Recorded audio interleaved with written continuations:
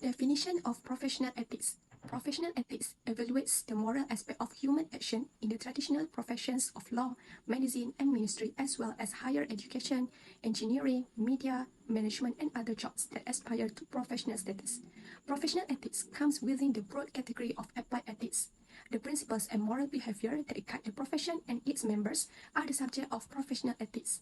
Professional ethics, more specifically, considers difficulties, problems, and the societal responsibility of the profession as a whole and of individual practitioners in the framework of philosophical and, in some contexts, religious concepts, among which are duty and obligation.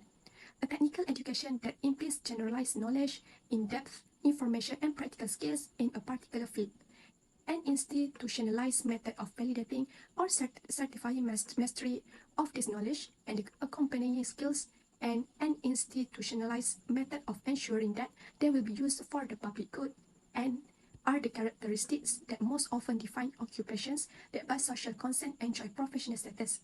In some professions, including medicine and law, associations made up of the professionals themselves create norms to ensure the competence and integrity of members engaged in private practice and provide systems to oversee their behavior.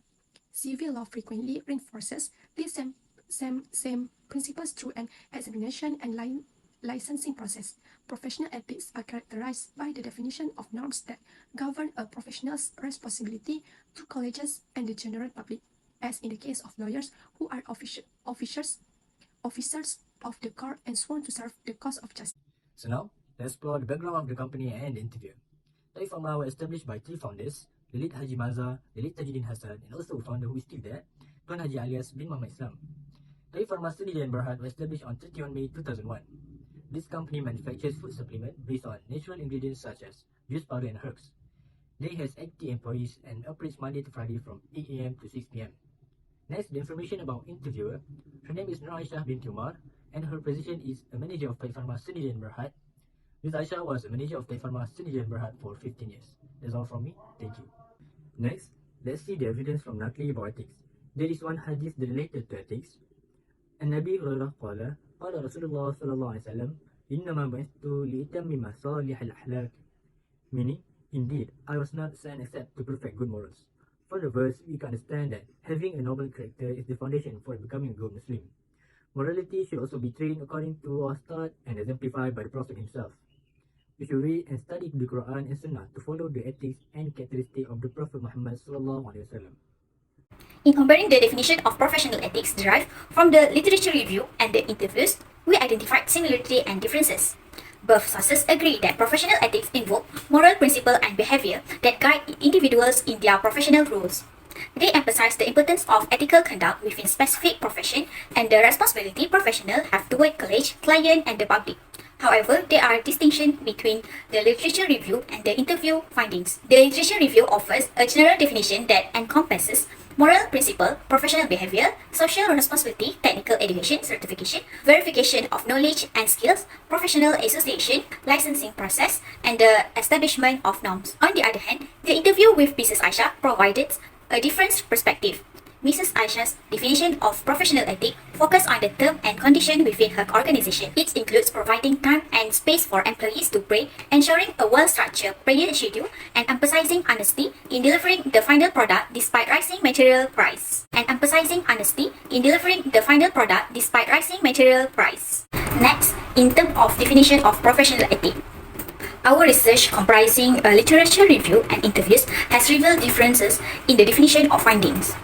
Both sources highlight similarities regarding the importance of honesty, integrity, adherence to rules and guidelines, and maintaining a positive work environment.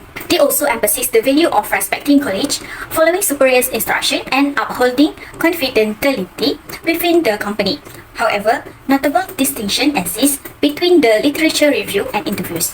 The literature review primarily focuses on the overall work environment, employees' role in maintaining it, and the relationship with customers. It emphasizes honesty, creating a positive atmosphere, and providing necessary facilities. In contrast, the interview findings highlight different elements of professional ethics as expressed by Mrs. Aishah. She emphasized compliance with company rules, particularly regarding attendance and working hours.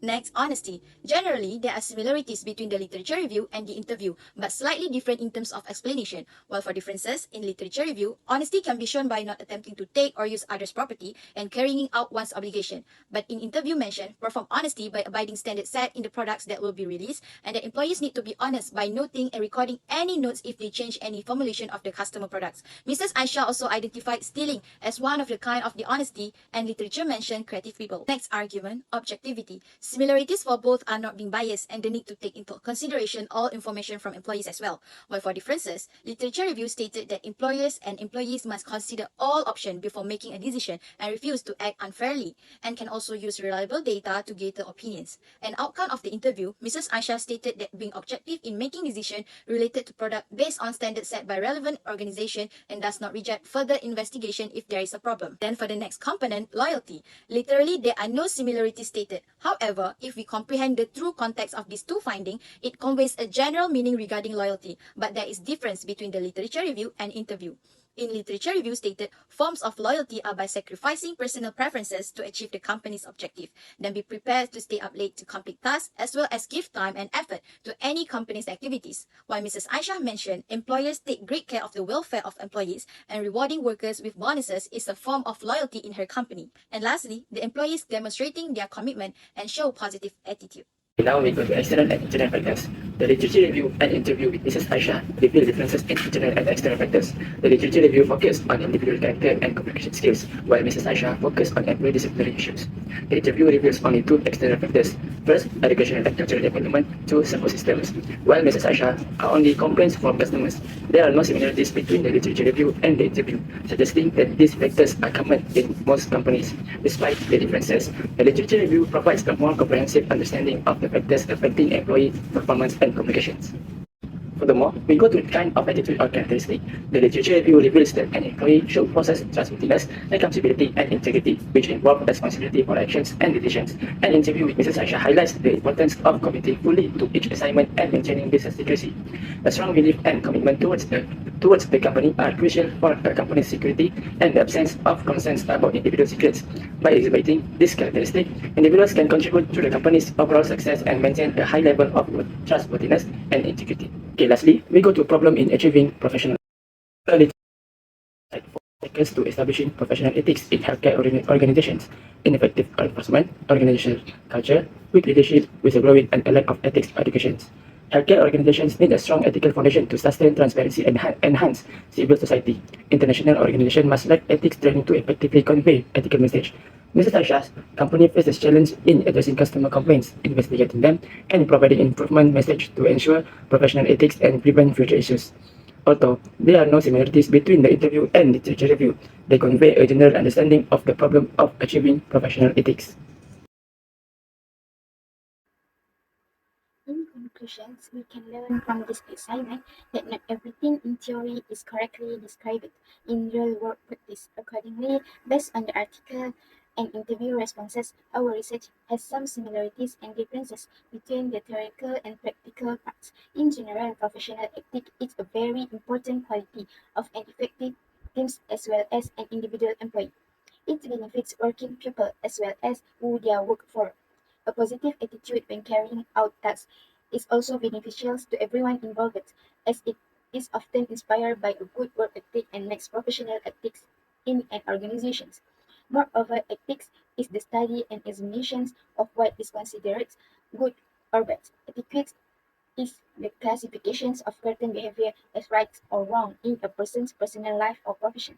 Ethical behavior provides guidelines that form the basis of success or failure in the life of each person as well as in an organization. Finally, strong leadership is essential for an organization's success, along with other crucial traits like professionalism and positive member interactions.